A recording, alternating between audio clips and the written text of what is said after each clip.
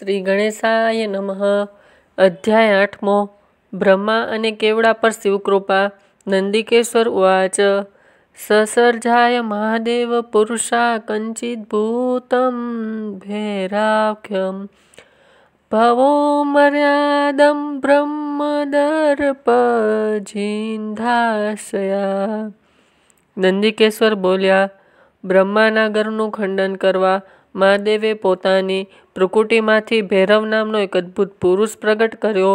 તે ભૈરવે મહાદેવને નમસ્કાર કરી પૂછ્યું, મારે યુદ્ધમાં કયું કામ કરવાનું છે? હે પ્રભુ, આપ મને આજ્ઞા કરો. ત્યારે મહાદેવે કહ્યું, હે વત્સ, પ્રથમ તું આ આદિદેવ બ્રહ્માની તલવારથી પૂજા કર. આ સાંભળી ભૈરવ બ્રહ્માને એક હાથથી પકડી તેમના 5 મુખમાંથી 5મું મુખ જે અસત્ય વધનારું હતું તેને તલવારથી કાપી નાખ્યું. પછી તેમને મારી નાખવા હાથમાં રહેલી ખુલ્લી તલવાર ભૈરવને ધુમાવા માંડી. તે વખતે બ્રહ્માના વસ્ત્રભૂષણ અને કેસ વિખરાઈ ગયા અને બ્રહ્મા વાયુની લહેરે કંપાતી વહેલે પેટે કાંપતા ભૈરવના ચરણમાં પડ્યા. બ્રહ્માની આવી હાલત જોઈ દયાળુ વિષ્ણુ અમારા સ્વામી ભગવાન શંકરના ચરણમાં અશ્રુથી ભીંજવા બાળક જેવી કાલી વાણીથી કહેવા લાગ્યા. વિષ્ણુ બોલ્યા, હે પ્રભુ, આપે જ પહેલાં કૃપવંત થઈ બ્રહ્માને ચિહ્નરૂપે 5 મુખો આપેલા છે, માટે તેમને ક્ષમા આપો અને તેમના પર કૃપા કરો. વિષ્ણુની આ પ્રાર્થનાથી મહાદેવ પ્રસન્ન થયા અને બ્રહ્માને બ્રહ્મદંડથી શિક્ષા કરવા તત્પર થયેલા ભૈરવને અટકાવ્યા. ભગવાન શંકરે 5 મુખ છેદાઈ ગયેલા બ્રહ્માને કહ્યું, તમે કપટ કરીને લુચાઈનો આશ્ચર્ય લઈને અસત્ય વધ્યા છો, માટે લોકમાં તમારો સત્કાર, પ્રતિષ્ઠા કે ઉત્સવ થશે નહીં. બ્રહ્મા બોલ્યા, હે સ્વામી, મારા પર કૃપવંત થાવો. આપે મારું 5મું મસ્તક છેદી નાખ્યું, તેને હું હરદાન સમજું છું.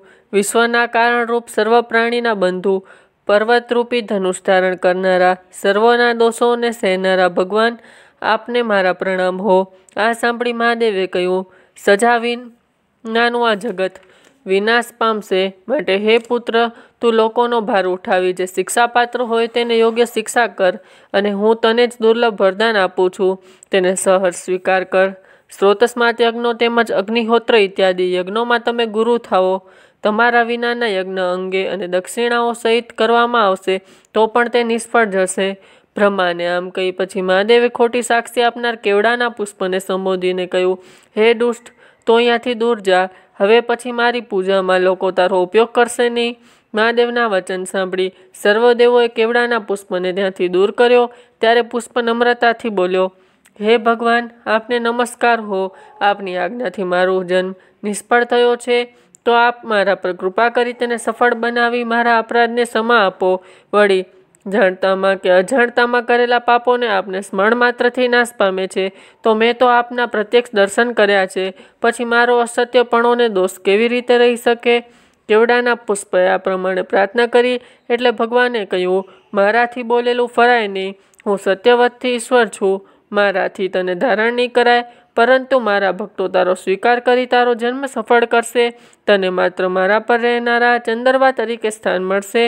આ રીતે કેવડાના પુષ્પ બ્રહ્મા અને વિષ્ણુ પર કૃપા કરી દેવ સમૂહની પ્રાર્થના કરતા ભગવાન શંકર સભામાં આસન પર બેઠા. ઇતિશ્રી શિવ મહાપુરાણમાં પહેલી વિધેશ્વર સંહિતામાં બ્રહ્મા અને કેવડા પર શિવકૃપા નામનો 8મો અધ્યાય સંપૂર્ણ. ઓમ નમઃ શિવાય.